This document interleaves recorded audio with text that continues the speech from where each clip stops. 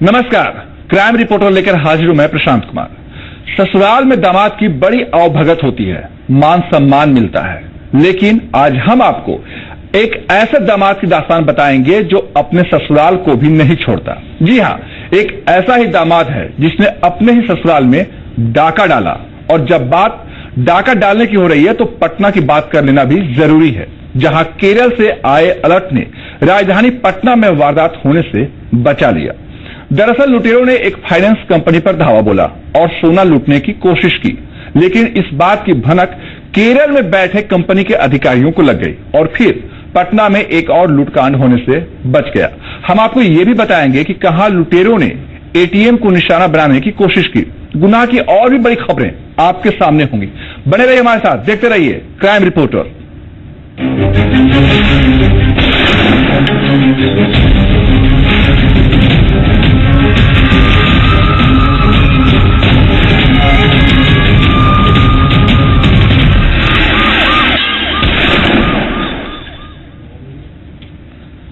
लाहौर नगरी यानी कि जमशेदपुर में 30 नवंबर को उपेंद्र सिंह की हत्या कर दी गई थी। उपेंद्र सिंह की हत्या के 7वें दिन एक बार फिर गोलियां चली और इस बार एक शख्स की हत्या हुई। अमित राय नाम के शख्स को गोली मार दी गई। अमित राय उपेंद्र सिंह का करीबी माना जाता था। अब ऐसे में लाहौर नगरी में सवाल उठने लगे हैं कि कहीं ये गैंगवार की आहट तो नहीं? क्या एक बार फिर से लाहौर नगरी में गैंगवार अपना पैर पसार रहा है?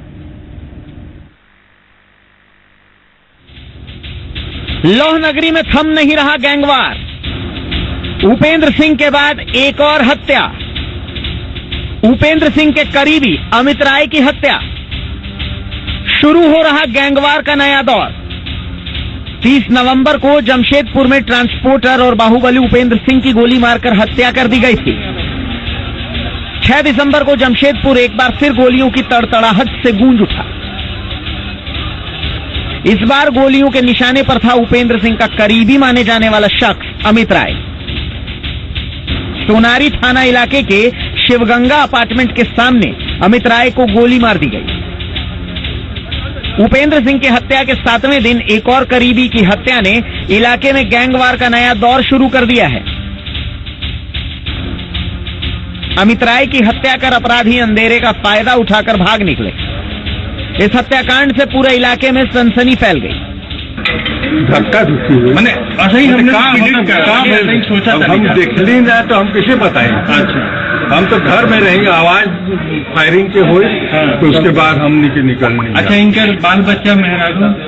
उनके बाल बच्चा मेहरारू बाहर बालो एजा नहीं करना। कितना बच्चा है इनका? एक बेटी। उपेंद्र सिंह की हत्या के बाद टीएमएच में अमित राय ने जमकर हंगामा किया था। अमित के खिलाफ अपनी गर्लफ्रेंड के घर पर फायरिंग करने, रंगदारी वसूलने सहित कई मामले दर्ज थे। सूत्रों की माने तो राज उगलने के डर से हत्या। उपेंद्र सिंह की हत्या के बाद अमित पुलिस की मदद कर रहा था। अमित पहले अखिलेश सिंह के लिए काम करता था, बाद में वो उपेंद्र सिंह के साथ उसके गुट में शामिल हो गया। अखिलेश के राज खोलने में अमित पुलिस की मदद कर रहा था। अमित राय पर यह कोई पहला हमला नहीं था। इससे पहले भी 23 सितंबर 2016 को अमित पर साकची में गोलीबारी हुई थी। उसे घायल हालत में टीएमएच में भर्ती कराया गया था, जहां उसने गोलीबारी के पीछे अखिलेश सिंह का हाथ बताया था। हमको पीठ में लगा गोली। अच्छा, ये अखिलेश करवाया है। अच्छा, सुधीर दुबे धमकी दिया था मेरे को। अच्छा, सुधीर दुबे है ना अखिलेश का, साक्षी सोनरेखा फ्लैट के बाहर। हाँ सुना, हाँ पूरा अच्छे सुना रही जिम्ना रोड नहीं भैया, साक्षी सोनरेखा फ्लैट। हाँ, हम ऐसी राउंड मारते हुए आए तो कोल्ड ड्रिंक लेना था, फिर गाड़ी में कोल्ड ड्रिंक रखा हुआ है। तब घायल अमित को देखने उपेंद्र सिंह भी पहुंचा था। गौरतलब है कि उपेंद्र सिंह की हत्या के बाद अमित राय ने अपनी गाड़ी से घूमना बंद कर दिया था। उसकी सभी गाड़ियों का नंबर 777 था, जिससे उसकी पहचान करना बहुत आसान था। सूत्रों की माने तो अमित को अखिलेश सिंह के गुर्गों के बारे में पूरी जानकारी थी। पुलिस अब हत्यारों तक पहुंचने की कोशिश कर रही है। ये अमित राय नामक युवक की गोली मारकर हत्या कर दी गई है। अभी अनुसंधान चल रहा है। जो भी अभियुक्त है उनको पता लगाकर फिर गिरफ्तारी का प्रयास किया जाएगा। अमित की हत्या के बाद अब ये चर्चा आम है कि कहीं ये गैंगवार की आहट तो नहीं। वहीं पुलिस इस मामले को जल्द से जल्द सुलझाने का दावा कर रही है। अब देखना है कि पुलिस हत्यारों तक कब पहुंच पाती है। मुकेश मिश्रा, जी मीडिया, जमशेदपुर। नोटबंदी के बाद जहां एक साथ ज्यादा पैसे की निकासी पर रोक है, वहीं अपराधी अब सीधे एटीएम को ही निशाने पर ले रहे हैं। राजधानी रांची में नोटबंदी के बाद अब तक 3 बार एटीएम को तोड़कर चोरी करने की कोशिश की गई है। ताजा मामला करमटोली से सामने आया है, जहां अपराधियों ने एटीएम को तोड़कर कैश लूटने की कोशिश की। क्या वो कामयाब हो सके या फिर नहीं, देखिए रिपोर्ट। नोटबंदी के बाद अपराधियों के निशाने पर एटीएम।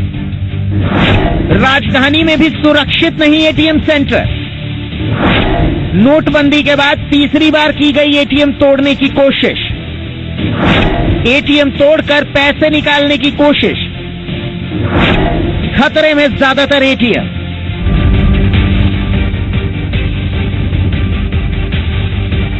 जब से नोटबंदी हुई है, पैसे निकालने के लिए लोगों की कतार एटीएम के सामने लगी नजर आती है। लेकिन इन सब के बीच अपराधियों की नजर भी एटीएम पर है और अब वो एटीएम को अपना निशाना बनाने से नहीं चूक रहे। आप अंदाजा लगा सकते हैं कि जब राजधानी रांची का ये हाल है तो फिर राज्य के बाकी जगहों का क्या हाल होगा। ये तस्वीर रांची के करमटोली की है, जहां एसबीआई के एक एटीएम सेंटर को निशाना बनाया गया। अपराधियों ने एटीएम पर धावा बोला और उसे लूटने की कोशिश की। एटीएम के ऊपरी हिस्से को अपराधियों ने पूरी तरह से खोल दिया, उसके निचले हिस्से को भी तोड़ दिया। अपराधियों के निशाने पर आए इस एटीएम में लाखों रुपए के 2000 के नए नोट थे। स्थानीय लोग इस बात से भी नाराज हैं कि एटीएम सेंटर पर कभी गार्ड नहीं रहता।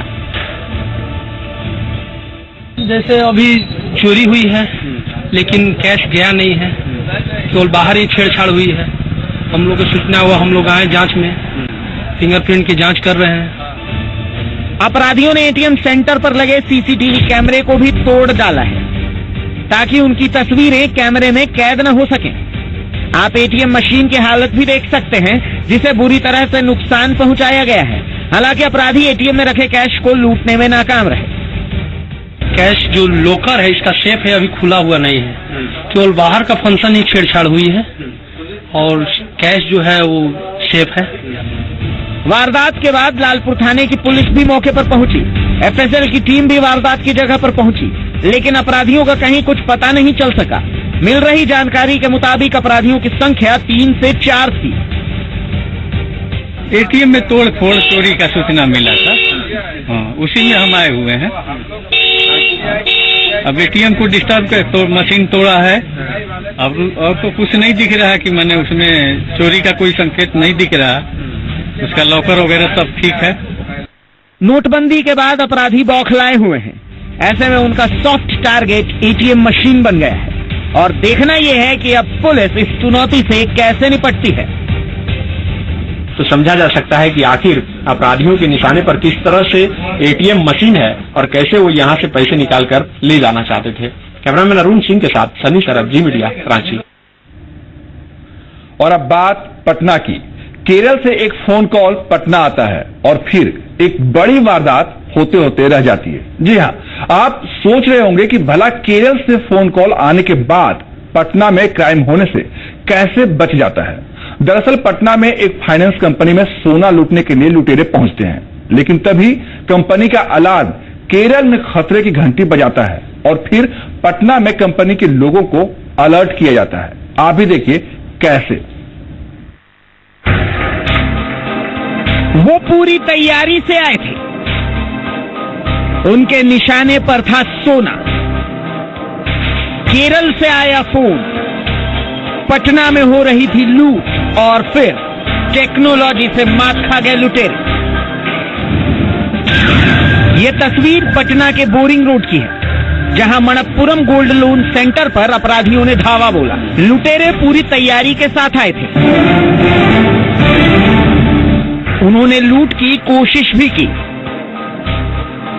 लेकिन उनके मंसूबे कामयाब नहीं हो पाए। ब्रांच में लगी स्मार्ट टेक्नोलॉजी ने लूट होने से बचा लिया। वो लोग जो हमारे जो एम सिक्योरिटी आए थे, एम सिक्योरिटी वाले जो वो हमारे हेड ऑफिस से फोन आया हेड ऑफिस से कहा कि अभी रोबरी हो रहा है, इमीडिएटली आप जाइए ब्रांच में। तो हमारे एम सिक्योरिटी ने तुरंत एक्शन लिया और तुरंत लुंगी पहनते हुए पुलिस चौक पे मिला, पुलिस वाले को लेके आए। पुलिस वाले देर में दरवाजे से खटखटा रहे थे, तो गेट पर देखे कि चोर है, तो वो लोग भागते देखा तो सब भागा, इसी गेट से भागे, चप्पल छोड़ दिए थे। लुटेरों ने जहां धावा बोला वहां करीब 6 करोड़ 95 लाख रुपए की कीमत का 39 किलो सोना रखा हुआ था और अपराधियों की नजर इसी सोने पर थी।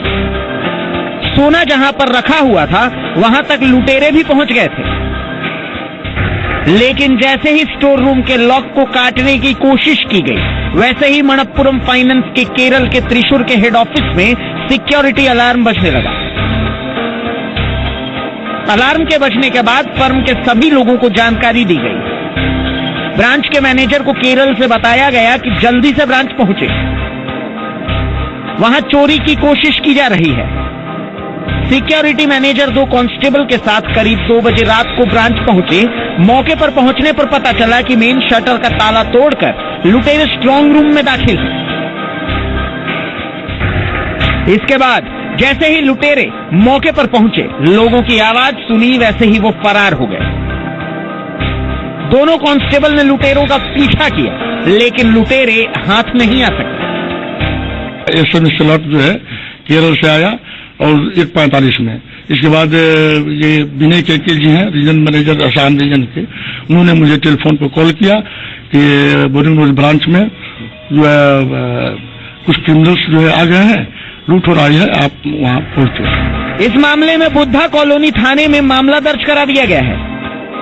इलाके के डीएसपी लॉ एंड ऑर्डर ने दावा किया है कि जल्द ही नाकाम लूट में शामिल अपराधियों को गिरफ्तार कर लिया जाएगा।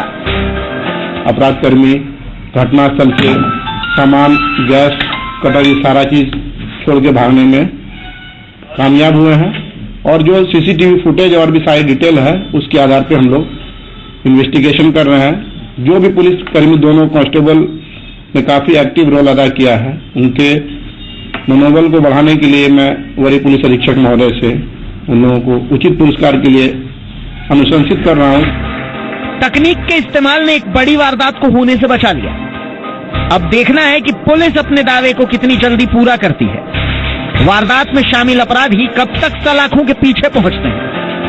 टेक्नोलॉजी का इस्तेमाल नहीं किया जाता, तो ये जो आप देख सकते हैं गैस कटर से काटा हुआ ये लॉकर रूम है, ये वो खोल पाते और खोलने के बाद यहाँ रखा हुआ जो तकरीबन 39 किलो सोना बताया जा रहा है वो चोरी करके यहाँ से चोर फरार हो जाते। कैमरा पर्सन निशांत के साथ अमित कुमार, जी मीडिया, पटना। अब हम आपको एक ऐसे दामाद की कारस्तानी बताने जा रहे हैं जिसने अपने ही ससुराल में डाका डाला भी और डलवाया भी। दरअसल डकैतों का एक गिरोह डकैती करने निकला था, लेकिन डकैतों का जहां निशाना था वहां डाका डालने में वो नाकाम हो गए। डकैतों का प्लान फेल हो गया। अब उनके सामने सवाल था कि वो क्या करें। इसके बाद डकैतों के सरगना ने अपने ही गिरोह के एक डकैत को फोन मिलाया और उससे नए शिकार के बारे में पूछा और फिर जिस नए शिकार के यहां धावा बोला गया वो उस डकैत का ससुराल था। एक डकैत दामाद ने अपने ही ससुराल में डाका डलवा दिया। उस दामाद ने अपने ही ससुराल में करवाई डकैती। एक डकैत दामाद की दास्तान। ये चौंका देने वाला मामला पाकुड़ जिले में सामने आया है। पाकुड़ पुलिस ने राज्य डकैत गिरोह का पर्दाफाश किया। जिले के एसपी अजय लिंडा ने जब मामले का खुलासा किया तो हर कोई चौंक गया।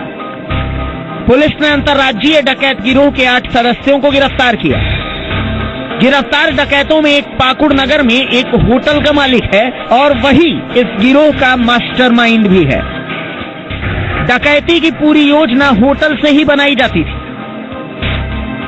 पुलिस के हत्थे चढ़ा अंतर्राज्यीय डकैत गिरोह। बड़हरवा थाना इलाके में अपराधी लूट की योजना बना रहे थे। छापेमारी कर पुलिस ने अपराधियों को गिरफ्तार कर लिया। पुलिस की पूछताछ में कई जानकारी सामने आई।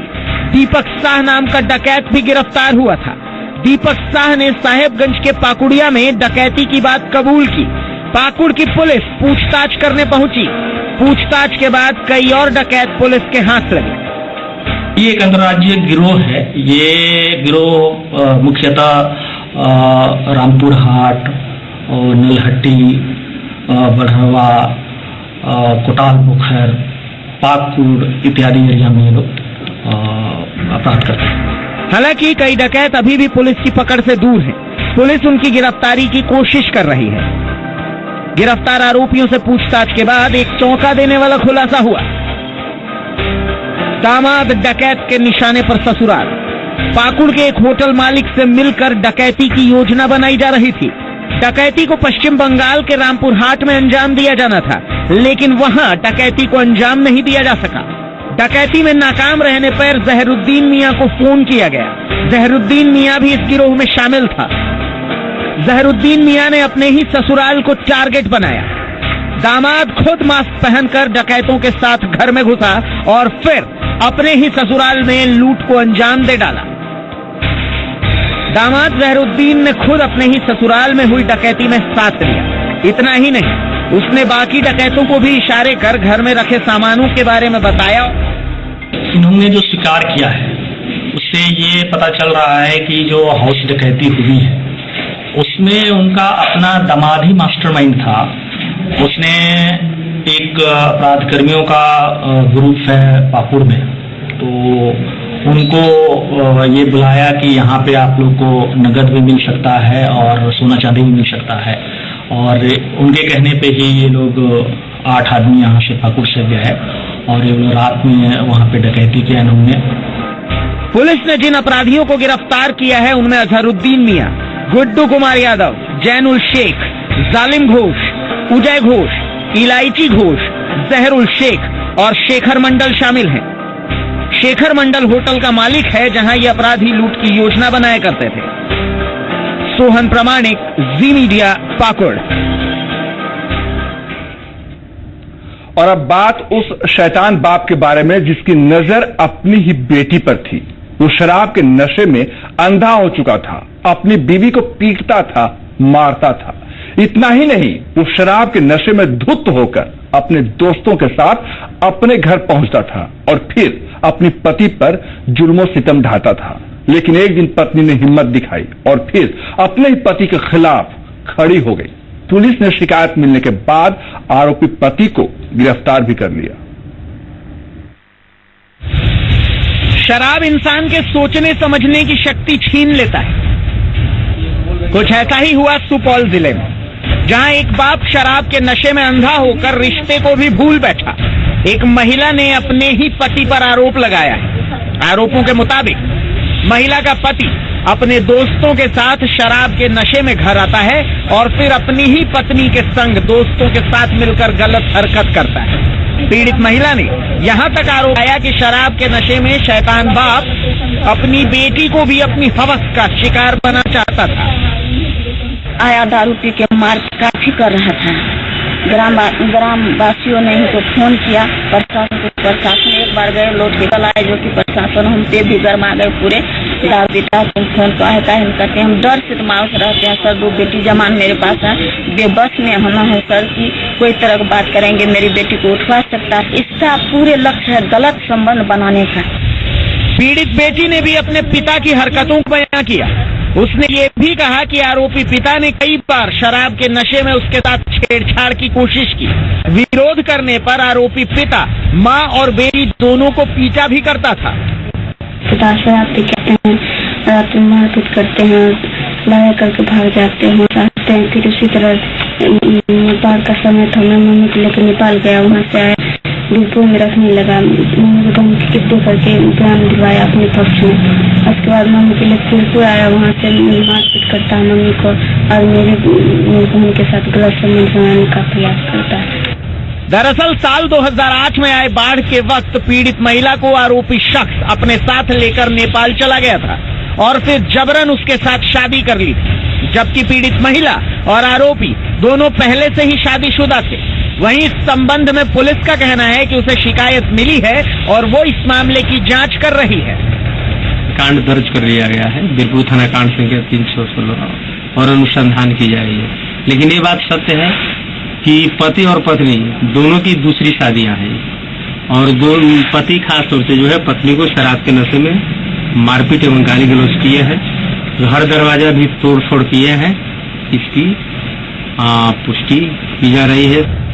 फिलहाल पुलिस ने आरोपी शख्स को गिरफ्तार कर लिया है, लेकिन सवाल है कि इंसान को शराब का नशा इतना अंधा बना देता है कि वो अपने ही रिश्ते को भूल जाता है। मोहन प्रकाश, जी मीडिया, सुपौल। और अब एक नजर डालते हैं गुनाह की बड़ी खबरों पर जो सुर्खियों में रहे। शुरू करते हैं गुनाह एक नजर में। नालंदा में एक पति ने पत्नी की हत्या की कोशिश की। मामला राजगीर थाना इलाके का है, जहां विपुलाचल गिरी पर्वत पर पति ने पत्नी की पहले तो गला रेता, उसके बाद चाकुओं से भी वार किया, फिर पत्नी को मृत समझकर पहाड़ पर छोड़कर फरार हो गया। हालांकि महिला किसी तरह पहाड़ से नीचे उतरकर सड़क पर आकर बेहोश हो गई। लोगों से सूचना मिलने के बाद पुलिस मौके पर पहुंची। पुलिस ने महिला को इलाज के लिए बिहारशरीफ सदर अस्पताल में भर्ती कराया, जहां से उसकी हालत को गंभीर देखते हुए पीएमसीएच रेफर कर दिया गया।